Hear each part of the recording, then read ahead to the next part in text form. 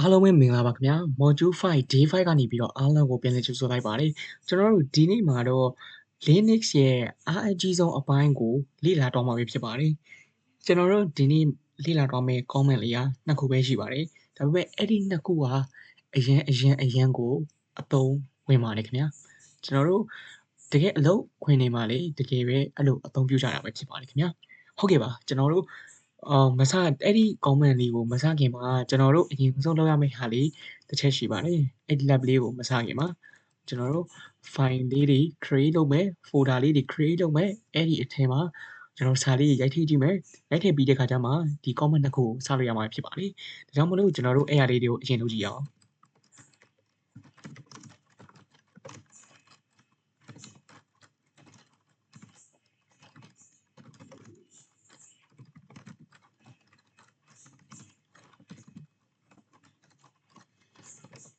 မိတ်ဆွေတို့ဒါကတော့ကျွန်တော်အရှိဝေးမပြောတော့ပါဘူးမိတ်ဆွေတို့အရှိရတင်ငန်းစာတွေမှာလေကျွန်တော်တို့တူတူလောက်ခဲ့တဲ့အတွက်ကြောင့်မလို့မိတ်ဆွေတို့ကြိုက်တယ်လို့လုပ်လို့ရပါတယ်ကျွန်တော်ကတော့ဒီတိုင်းလေးကျွန်တော်ဒီနေ့စမ်းမယ်အဲ့ဒီ comment လေးကဒီလိုမျိုးလုပ်ကိုလုပ်ရမှာမို့လို့ပါအဲ့ဒါကြောင့်မို့လို့ကျွန်တော်အရင်ဆုံး file တွေ folder တွေ create လုပ်မယ်ပြီးတော့အဲ့ file တွေထဲမှာစာသားတွေရေးကြည့်မယ်ရေးပြီးသွားတဲ့ခါကျမှဒီ lab လေးကိုစမ်းလုပ်ရမှာပါ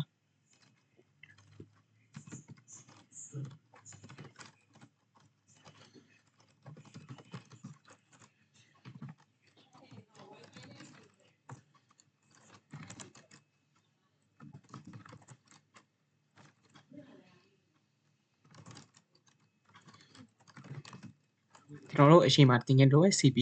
ကျွန်တော်ဘာလုပ်မလဲဆိုတော့ကျွန်တော် AKM ထဲမှာရှိနေတဲ့ခုနက create လုပ်ထားတဲ့ mk.txt ကိုကျွန်တော်ကဘယ်ထဲကိုထည့်မလဲဆိုတော့ blank ဆိုတဲ့ folder လေးကိုကျွန်တော် copy တစ်ချက်ကူးမယ်ပြီးသွားရင်အဲ့ဒီလိုမျိုးပဲကျွန်တော်က AKM ထဲမှာရှိတဲ့ nl.txt နဲ့ဟိုဟာလေးကိုထပ်ပြီးတော့ကူးလိုက်ပါမယ်ဟုတ်ကဲ့ပါအဲ့ဒါဆိုရင်ကျွန်တော်တို့အဆင်ပြေသွားပါပြီကျွန်တော် cd ဆိုပြီးတော့ AKM လေးကိုတစ်ချက်ဝင်မယ် nano ဆိုပြီးတော့ကျွန်တော် mk.txt လေးကိုတစ်ချက်ပြင်ကြည့်မယ်။ဘာရေးမလဲဆိုတော့ကျွန်တော်က passport ပေါ့ PASSWORD passport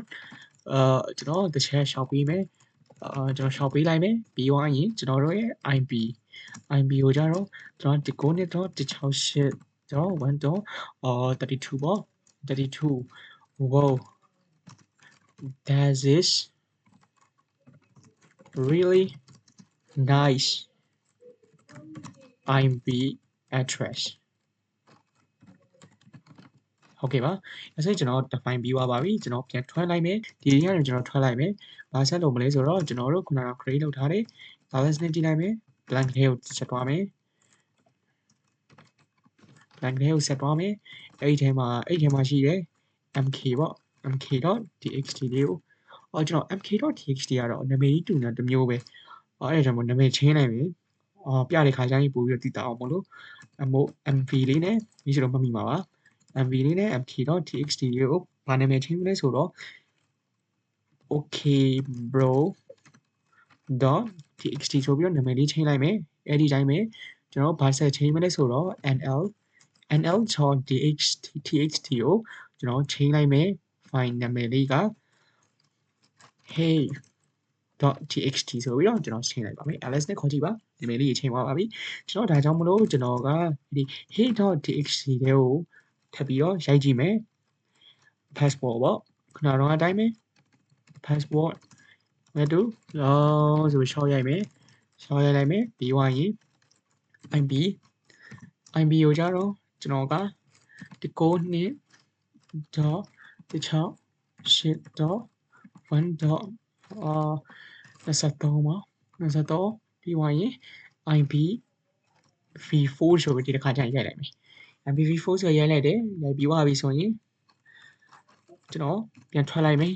ဟုတ်ကဲ့ပါအဲဆိုရင်မိတ်ဆွေတို့ပြချင်တာပြလို့ရပါပြီဒီနေ့ CMD ကနှစ်ခုပါအဲ့ဒီပထမဆုံး CMD ကကြတော့ဘာလေးလဲဆိုတော့ကျွန်တော် clear ပြန်လုပ်မယ်cd.dot နဲ့ပြန်ထွက်လိုက်မယ်ပထမဆုံး CMD ကကြတော့ search text ပါ search text ကဘယ်လိုလဲဆိုတော့ဒီကောင် grep grep ကကြတော့ဘယ်လိုလေးလဲဆိုတော့ဒီကောင်ကစာသားတွေကိုရှာတယ်စာသားတွေကိုရှာပြီးတယ်ပြီးသွားရင်ဥပမာကျွန်တော် log file တွေမှာတော့ပို့ပြီးတော့အသုံးများတယ် ပြီးသွားရင်ကျွန်တော်တို့တစ်ခုနဲ့တစ်ခုရှာဖွေတဲ့နေရာမှာ AN သုံးရပါတယ်အသုံးဝင်ပါတယ်ဒီဟာနဲ့တူတူပဲ fine လို့ပါလို့လည်းရှိပါသေးတယ်ဒါပေမဲ့ဒီ grip ကတော်လေးကိုအသုံးများတဲ့အထက်မှာပါပါတယ်ဒါကြောင့်မလို့ကျွန်တော်ကမိတ်ဆွေနဲ့မိတ်ဆွေ share ပေးရခြင်းဖြစ်ပါတယ်ဒီ grip ကိုကျွန်တော်ဘယ်လိုသုံးမလဲဆိုတော့ကျွန်တော်တို့ကဥပမာ LS လုပ်နေပြီဆိုကျွန်တော်တို့ဒီအောက်မှာ folder နှစ်ခုရှိတယ်ကျွန်တော်တို့က passport ကဘယ် folder ထဲမှာရှိလဲဆိုတော့ကျွန်တော်မသိဘူးမသိတဲ့အတွက်ကြောင့်မို့လို့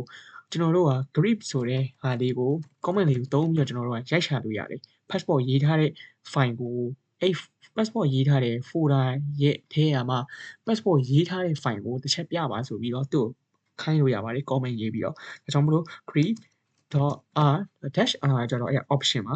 option က -r ကိုသုံးမယ် -r ကဘာလဲဆိုတော့မိတ်ဆွေတို့သိချင်ရင်ကျွန်တော်တို့အရင်တော့အတိုင်းပဲ man grip ဆိုပြီးတော့မိတ်ဆွေကြည့်လိုက်လို့ရပါတယ်ပြီးသွားရင် grip -r ဆိုပြီးတော့ option လေးသုံးမယ်ပြီးသွားရင်quota လေးထည့်မယ် quota လေးထည့်ပြီးသွားပြီဆိုရင်ကြည့်လို့ရပါပြီမိတ်ဆွေတို့ကဘာကြည့်ချင်တာလဲ passport ကြည့်ချင်တာအဲဒါကြောင့်မလို့ PASSWORD passport လို့တစ်ချက်နှိပ်မယ်နှိပ်ပြီးသွားပြီဆိုရင်မိတ်ဆွေက folder ကိုတီးတန့်ကြည့်ချင်တာလားတီးတန့်ကြည့်ရဆိုတာဘယ်လိုလဲဆိုတော့ငါ blank ထဲကဟာပဲကြည့်မယ် blank folder ထဲကဟာကိုပဲကြည့်ချင်တယ်ရှိလားမရှိလားဆိုတော့အဲ့ဒါဆိုလည်းရပါတယ်အဲ့ဒါခေါက်ကြည့်လိုက်ပါ wow ရှိပါတယ် blank ထဲက hey.txt ဆိုတဲ့ file ထဲမှာ passport ဆိုတဲ့အဲ့အရာလေးရှိပါတယ်ဒါကြောင့်မလို့အဲ့ passport ကဒါလေးပါဒါကြောင့်မလို့မိတ်ဆွေကကလေးကကျွန်တော်ပြန်ခေါ်လိုက်မယ်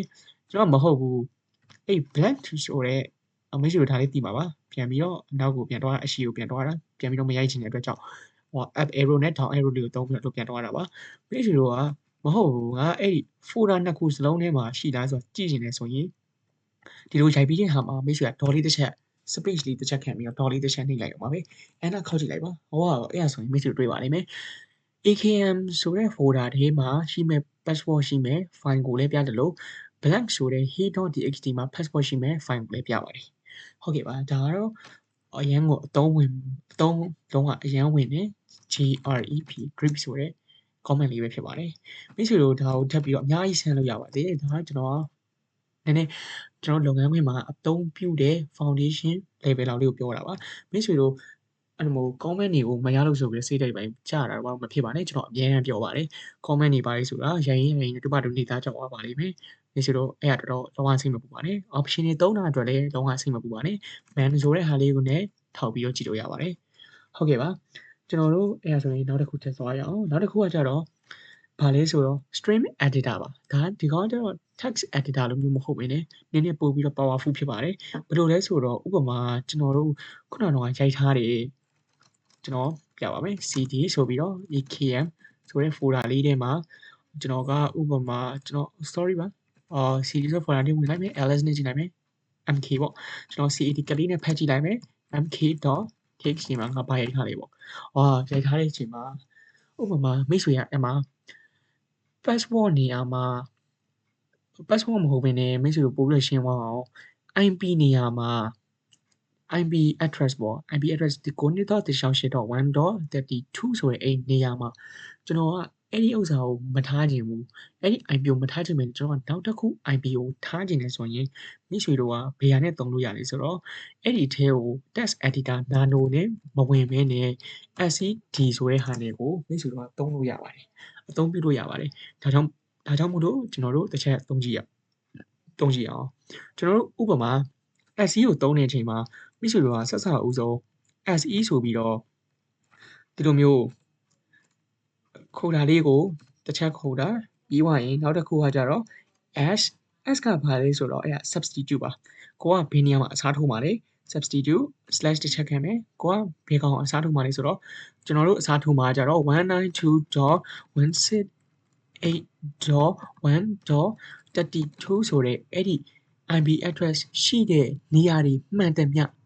ရှိတဲ့နေရာတွေမှန်တယ်မြကိုကျွန်တော်တို့ကအစားထိုးမှာပါရှိတဲ့နေရာတွေမှန်တယ်မြကိုအစားထိုးမှာဖြစ်ပါတယ်ဒါကြောင့်မလို့ / ထက်ခံတယ်ဘေးကောင်အစားထိုးမှာလေဆိုရင်ကျွန်တော်တို့က IP နောက်တစ်ခုထည့်ရေးလိုက်မယ်168.1. ကျွန်တော်ဒီတစ်ခါ56ဆိုပဲရေးလိုက်မယ်ပြီးရင် / တစ်ချက်ခံမယ် G ကဘာလဲဆို global ပါ global ဆိုတာအဲ့လိုမျိုးအဲ့ဒီ text file ထဲမှာရှိနေမဲ့192.168.1.32 ဆိုပြီးရှိနေတဲ့နေရာတွေအကုန်လုံးကို ဒီလို .56 ကအစားထိုးအောင်ပါဒါကြောင့်မို့လို့ကျွန်တော်တို့တစ်ချက်ခွဲလို့ထပ်ခံမယ်ထပ်ပြီးသွားပြီဆိုရင်ခွဲတာထပ်ခံပြီးသွားပြီဆိုတော့ကျွန်တော်တို့ space တစ်ချက်ခံမယ်ဒါမှမဟုတ်ကိုကဘယ် file နဲ့ဟာကိုလုပ်ချင်တယ်လေဆိုတော့ကျွန်တော်က mk.txt file နဲ့ဟာကိုလုပ်ချင်တာဆိုတော့ကျွန်တော်တို့ enter တစ်ချက်ခေါက်လိုက်ပါဝေါမိတ်ဆွေတို့တွေ့ပါလိမ့်မယ်ကျွန်တော်တို့ IP address ကပြောင်းသွားပါပြီ192.168.1.56 ဖြစ်သွားပါပြီဒါပေမဲ့မိတ်ဆွေတို့ဒီမှာတစ်ချက်ကြည့်ရမှာကဒါကကျွန်တော်တို့တစ်ချက် analysis လုပ်တင်ပါတယ်ကျွန်တော်စစ်စာအုပ်ဆုံးသုံးတဲ့အချိန်မှာဒီလိုမျိုးအရင်သုံးတင်ပါတယ်ဒါ faster ပါ SCD ကိုသုံးနဲ့ comment ရ faster အနေနဲ့ဒီလိုသုံးတင်ပါတယ်သုံးတဲ့အခါကျမှမိတ်ဆွေကဒီဥစ္စာတေးချာချာဖတ်ပါဘယ်ကမှန်တယ်ဘယ်ကမှားတယ်ဥပမာကျွန်တော်တို့ဟိုတစ်ခါတော့ပြောတယ်လို့အရင်တော့ပြောတယ်လို့ပဲကျွန်တော်တို့ဒီဥစ္စာကိုမှတခုအစားထိုးပြီးတော့ file တစ် file နဲ့ကိုမိတ်ဆွေတို့ကောက်ထည့်လိုက်ပါကောက်ထည့်ပြီးသွားပြီဆိုရင်ဘယ်ကမှန်လဲဘယ်ကမှားလဲဆိုတာကိုမိတ်ဆွေတေးချာချာကြည့်ပါအဲ့ဟာလုံးဝတေးကြပြီဒီ IP address ကလည်းဝင်တဲ့နေရာလုံးဝမှန်ပြီအကုန်လုံးကတေးချာမှန်နေပြီငါဒီ IP address တုံးကလည်းလုံးဝတေးကြပြီဆိုရင်မိတ်ဆွေတို့ကဘာလုပ်လို့ရလဲဆိုတော့အဲ့ဒီအရှိမကျွန်တော်တို့အခုဒီလိုမလုပ်လိုက်ရဆိုတာကျွန်တော်တို့ visual အနေနဲ့ဒါဒီလိုမပြတာပါဒါပေမဲ့သူ့ရဲ့ file တကယ် file ထဲမှာကမပြောင်းသွားပါဘူးမိတ်ဆွေတို့ကြည့်လို့ရပါတယ် cat mk.txt ကြည့်လိုက်ရင်မပြောင်းလဲပါဘူး.32 က32ပါပဲဒါကြောင့်မို့လို့ကျွန်တော်တို့ကအဲ့ဒီခုနကတော့ဟာကိုပြောင်းမှလုံးဝတေးကြပြီဆိုရင်ဘာလုပ်လို့ရလဲဆိုတော့ SCD ရဲ့အနောက်မှာ dash i လေးကိုထည့်ပေးလို့ရပါပြီ dash i ဆိုတဲ့ option ကဘာလဲဆိုတော့ဒီကောင်က in place ပါ in place ဆိုတာတစ်ခါတည်းလုံးဝအစားထိုးလိုက်တဲ့ပုံစံပါအစားထိုးလိုက်တဲ့အတွက်ကြောင့်မို့လို့ကျွန်တော်တို့ဟိုလိုမျိုးတွေပြောင်းစရာမလိုဘူးမိတ်ဆွေတို့ဒါပေမဲ့ကျွန်တော်ပြောလို့ပဲလုပ်ပါဆက်ဆောက်ရုံ first step မှာ SCD ကိုဘာ option မှမပါပါနဲ့ဒီတိုင်းပဲအစားထိုးပြီးတော့မှန်လားမှားလားဆိုတာကို file နဲ့ကိုခုနကတော့ greater than လေးနဲ့ထည့်ပြီးတော့ less တို့မဟုတ်နာနုံလေးနဲ့တစ်ချက်ဖက်ကြည့်ပါဖက်ပြီးသွားပြီဆိုတာနဲ့မိတ်ဆွေတို့ပြန်ထွက်ပါပြန်ထွက်ပြီးသွားပြီဆိုမှလုံးဝတေးချသွားပြီဒါလည်းလုံးအမှန်ကန်ကိုထဲမဲ့ဟာတွေကလေအမှန်ကန်မှန်သွားပြီဆိုမှ dash i ကိုအသုံးပြုပါဒါဆိုရင်တော့မိတ်ဆွေရဲ့ငကိုရှိနေတဲ့ mk.txt ဆိုတဲ့ file တွေက 192.168.1.32 နေရာမှာ .56 ကလုံးဝကို in place ဖြစ်သွားပါလိမ့်မယ်အဲ့ဒါတစ်ချက်ခေါက်လိုက်ပါအဲ့ဒါဆိုရင်ကျွန်တော်တစ်ချက် cat ဆိုပြီးတော့ mk.txt ကိုနေကြည့်လိုက်တဲ့အခါမှာ .56 ကတကယ်ပဲပြောင်းလဲသွားပါပြီခင်ဗျာကျွန်တော်ရှုပ်နေတယ်ဆိုကလေးကထပ်ခေါ်လိုက်မယ်ခေါ်ပြီးတော့ cat ဆိုပြီးတော့ mk.txt ကိုနေလိုက်ပြီဆိုရင်တကယ်ပဲပြောင်းသွားပါပြီခင်ဗျာဒါလုံးဝ in place လုပ်သွားတာပါဒါကကျွန်တော်တို့ဘယ်နေရာတွေမှာအသုံးပြုလဲဆိုတော့ config ဆိုတဲ့ config.php တို့အဲ့လိုမျိုး file တွေတကယ် config လောက်ရမယ့် file တွေနေရာမှာဆိုရင်အဲ့လိုမျိုး local host တွေကို IP address တွေပါတစ်ခုနဲ့တစ်ခု server ချိန်တာတို့ပါလို့ဆိုရင်အသုံးအများများပါတယ်ဒီလိုမျိုးဟာကဒါကြောင့်မို့လို့မိတ်ဆွေတို့လုပ်ငန်းခွင်မှာလည်းအဲ့လိုမျိုးသုံးကြပါတယ်ဟုတ်ကဲ့ပါဒါဆိုရင်တော့မိတ်ဆွေတို့တော်တော်ကြီးကိုသဘောပေါက်သွားပါပြီခင်ဗျာ